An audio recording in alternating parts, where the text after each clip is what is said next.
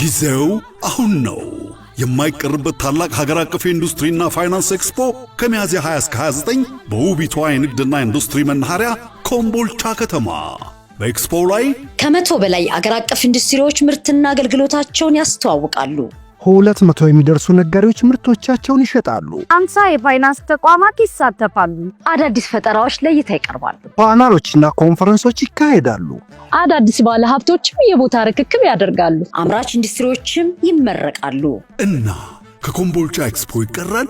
በፍጹም አይቀርም። አዎ፣ ከሚሊዮን በማያንሱ ሰዎች የሚጎበኘው ይህ ታላቅ ኤክስፖ እንዳያመልጦ እድሉን ይጠቀሙበት። ምርትና አገልግሎቶን በስፋት ያስተዋውቁ፣ ስፖንሰር ያድርጉ፣ ከሰፊው ኢንቨስትመንት አማራጭም ተጠቃሚ ይሁኑ።